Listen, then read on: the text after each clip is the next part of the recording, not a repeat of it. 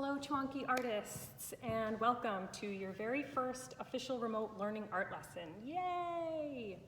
So for this art project, I've decided to just create one video. In the future, I'll send out videos for each separate class because your projects won't be so aligned. So today, just bear with me as I share some specific details for each class, but know that you are all working on this Upcycle Earth Day Art Extravaganza. So with that in mind, the project instructions are for you to use only recycled, reused, and upcycled materials approved by your caregiver, and you will create a sculpture representing something specific for your class.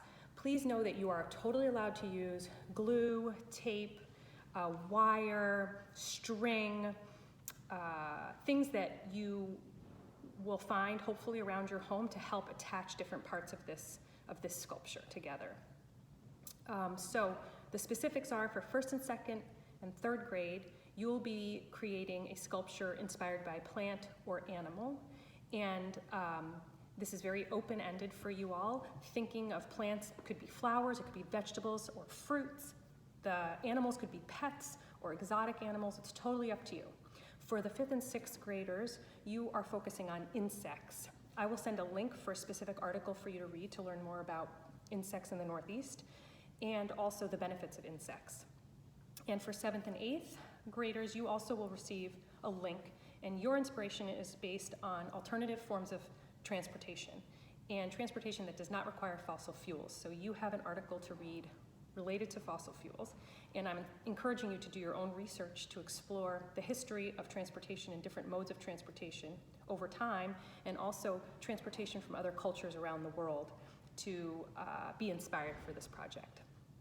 Okay, so before we get started, I thought that we would all benefit from being reminded of a few things, and that is that you can always be considering the studio habits of mind, no matter where your studio is located.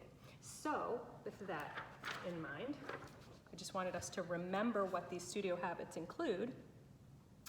And when we think about developing craft, that's really working to master a technique or a skill and considering specific ways to improve quality of your work, to refine your work. Engaging and persisting is really focusing and sustaining focus for long periods of time. Envisioning is about spending time pre-planning, doing drawings, and also envisioning and imagining next steps in a project. Express, to think about your own personal meaning and ideas and how you want to convey that through your work. Observe, that's related to thinking, looking, listening more deeply as you see the world, hear the world around you. To reflect, this is really thinking about elements and principles and the studio habits and using these terms to constructively think about your work and your process.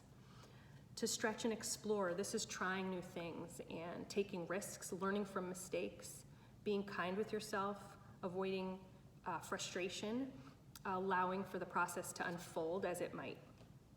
And understanding the art world. This is very much about maintaining an open mind, and that includes respecting your own process and the process of others, so your own work and the work of others. If we don't like the way something looks, we say, I don't like the way this looks right now. So keeping these things in mind as you work at home, I think will keep us all on the right track. Okay.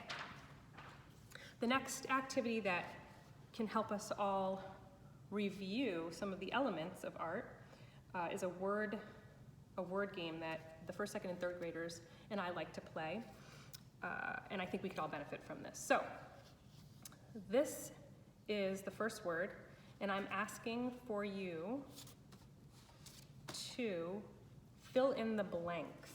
So it's blank, P-A-C blank. I'll give you 2 seconds to think about what that might be. And then the answer is space. The next word, this one's a little longer and a little more complicated.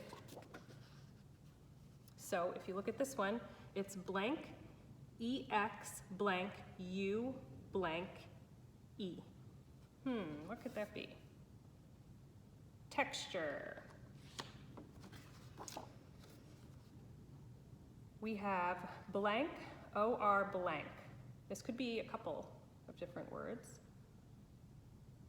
The word we're looking for is form.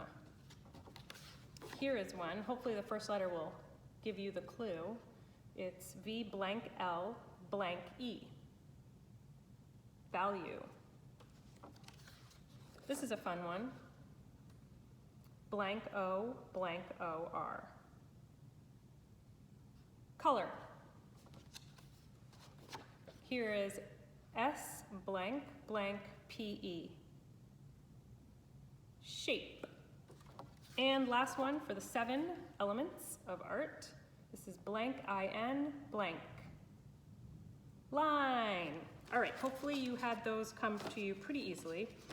And if not, that's okay. I might continue to include this activity in the video. So when we think about the principles of art, there's 7 of those as well.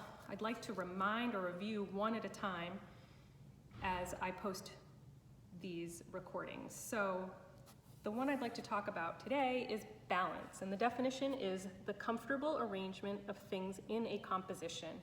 And so for us, as we are preparing for this project, we could consider all the elements because we're familiar with those.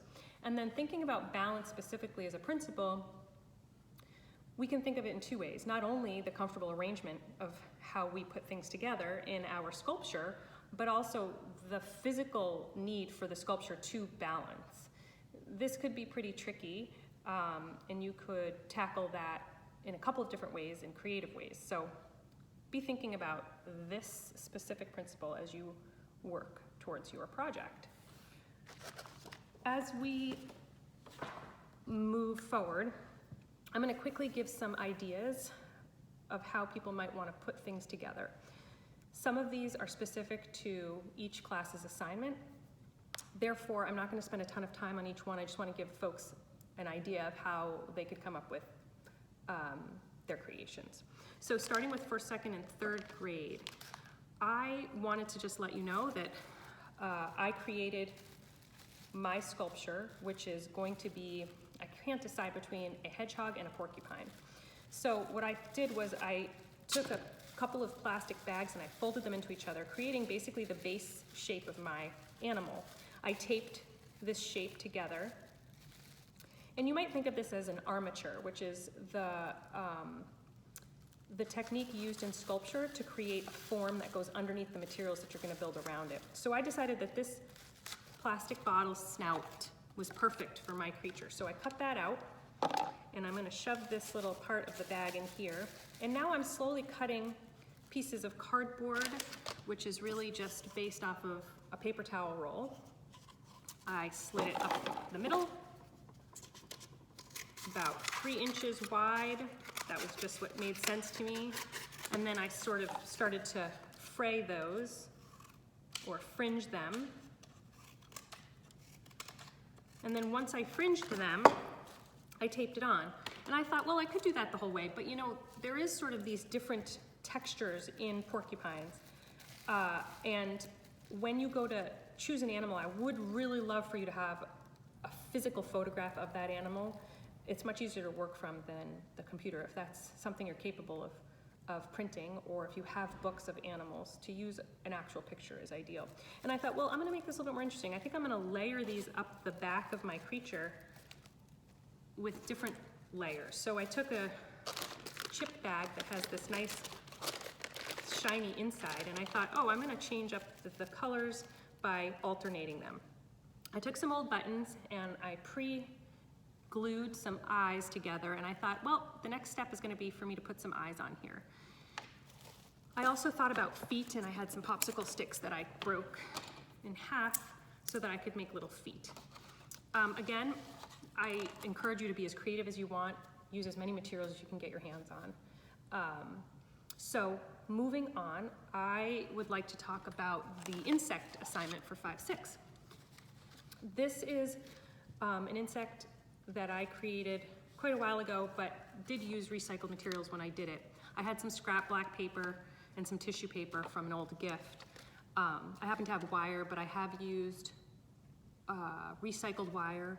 I've also used these twisty ties from produce before to create a shape for wings. Can be really, really helpful. So again, thinking really creatively of how you want to do this. I cut negative spaces out of the black paper, and you can use paper bags, you can use any kinds of paper, old wrapping paper, it's totally up to you. And I glued those together. I found a pine cone out in the woods, and I thought that was perfect for the body. And then I had some old tissue paper, some string, and some funny little beads here. So I assembled this with some found natural materials and some recycled, upcycled materials. Lastly, for the transportation group, I literally just went through our hardware drawer and came up with anything I could find that wasn't being used at the moment. So to make a long story short, this isn't gonna balance on its own, obviously. So it wouldn't satisfy the balance, physical balance, but when I'm done with it, if it satisfies that comfortable arrangement, then I've satisfied the balance criteria on this assignment. So I'm thinking of a unicycle.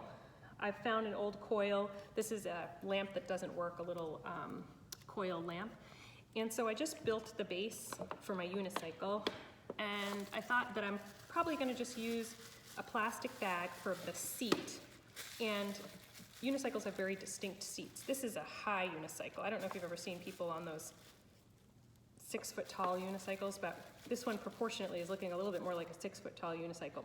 If I made the seat larger, which I totally could do, it would start to look more realistically like your average unicycle. I will say though that my wheel is a bit small for the overall composition, but we're not looking for sort of perfect proportions. You just should be as creative and have as much fun with this as possible.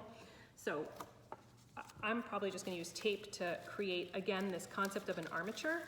And when I get the shape that I feel comfortable with and that I think is effective, I then might take some recycled material.